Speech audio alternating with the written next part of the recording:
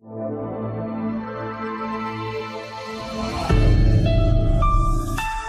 मेरे नन्हे दोस्तों, मुझे आशा है आप सब लोग बिल्कुल ठीक होंगे, बहुत अच्छे होंगे, बहुत मज़े में होंगे, बहुत सारी पढ़ाई कर रहे होंगे, बड़ों का आदर करते होंगे, छोटों को प्यार करते होंगे और बिल्कुल भी शैतानी नहीं करते होंगे। तो एक बार फिर से स्वागत है आपका हिंदी की कक्षा में। और आज हम करेंगे वाणी श्रृंखला मेरी हिंदी व्याकरण से पाठ 6। और हम क्या सीखेंगे, हम किसके बारे में जानेंगे ग्रामर में? हम व्याकरण में सीखेंगे लिंग। जी हाँ, हमारे चैप्टर का नाम है, हमारे पाठ का नाम है लिंग। और अब हम देख रहे हैं इतनी सारी चित्र बने हुए, कितनी सारी पिक्चर्स बनी हुई हैं इसमें। सबसे पहले है किसकी पिक्चर, किसका चित्र? ये एक लड़का है। और फिर ये कौन है? ये तो एक अध्यापक लग रहे हैं, अध्यापक। और ये लड़की है और ये अध्यापिका। तो इन सभी शब्दों का कोई ना कोई लिंग अवश्य होता है। संज्ञा शब्दों के रूप को देखकर हमें ये जानकारी हो जाती है कि कौन सा शब्द पुरुषवाची अर्थात पुल्लिंग है और कौन सा शब्द स्त्रीवाची अर्थात स्त्रीलिंग है। उपर्युक्त शब्दों में लड़का तथा अध्यापक पुरुष जाति का अथवा लड़की तथा अध्यापिका स्त्री जाति का बोध करा रहे हैं। तो इसकी परिभाषा क्या है, इसकी डेफिनेशन क्या है बच्चों? शब्दों के जिस रूप से पुरुष जाति तथा स्त्री जाति का बोध होता है उसे लिंग यानी जेंडर लिंग कहते हैं।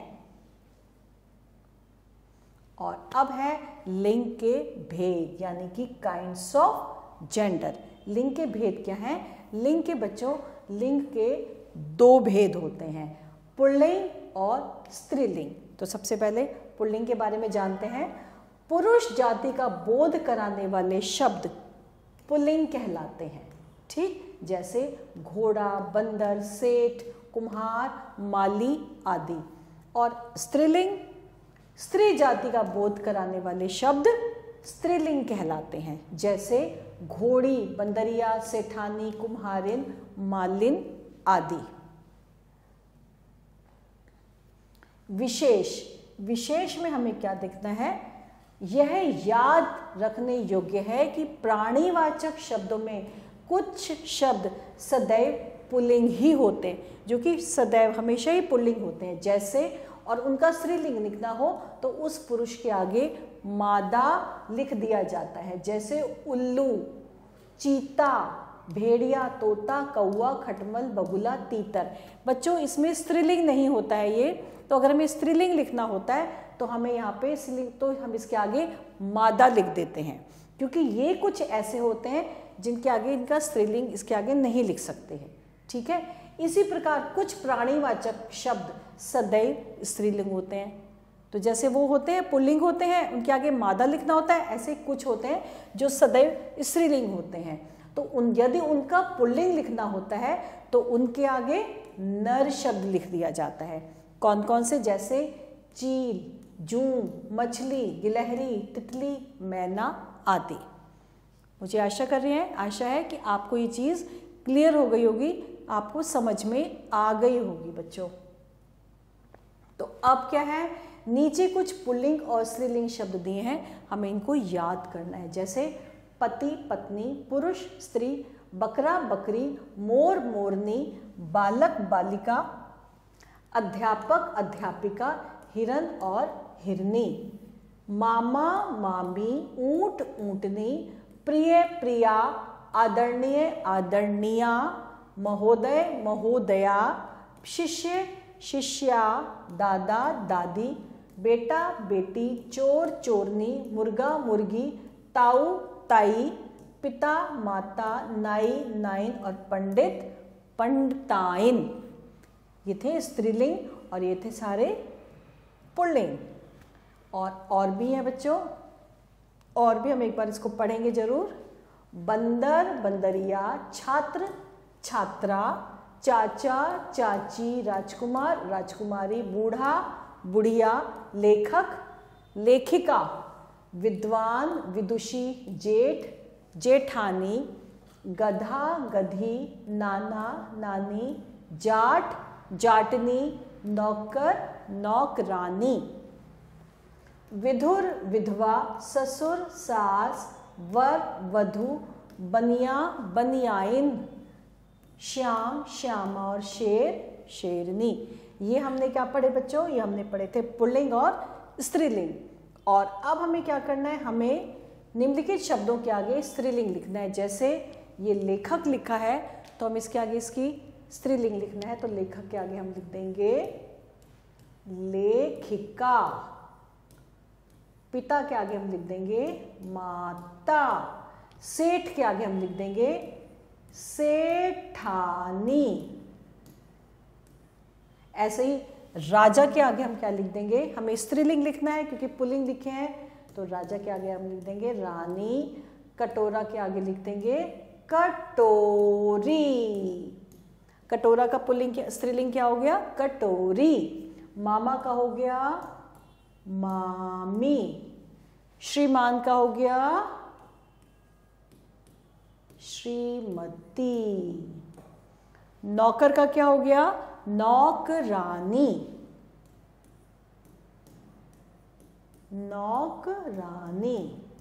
और विद्वान का हमने पढ़ा था, क्या था? विदुषी। ये हमने क्या लिख दिया? हमने लिखे हैं इनके पुल्लिंग थे, पुल्लिंग के हमने स्त्रीलिंग लिख दिए। और अब यहाँ पे क्या है? यहाँ पे स्त्रीलिंग लिखे हैं, हमें इनके पुल्लिंग लिखने हैं। जैसे विधवा का हो गया विधुर, चूहिया का चूहा, भिल्ली का भील, शेरनी का क्या हो जाएगा? शेर। रूपवती, रूपवती का हो जाएगा रूपवान। बकरी का क्या होगा बच्चों? बकरा।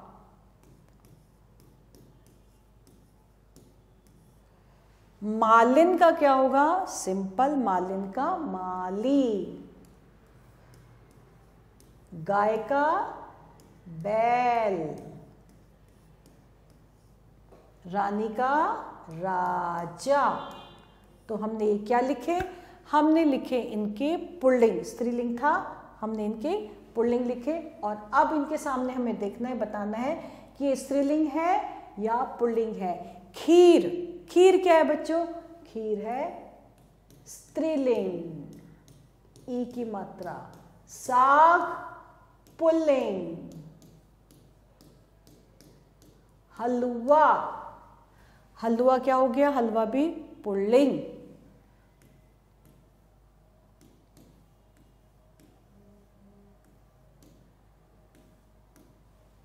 विद्यालय, विद्यालय भी क्या हो गया? विद्यालय भी पुल्लिंग।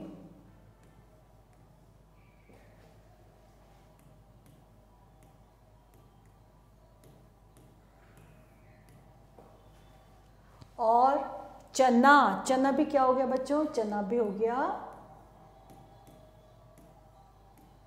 पुल्लिंग। पृथ्वी, पृथ्वी क्या है? पृथ्वी है स्त्रीलिंग।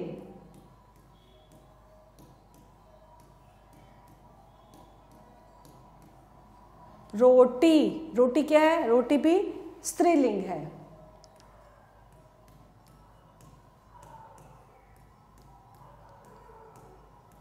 साड़ी, साड़ी क्या है? साड़ी भी स्त्रीलिंग।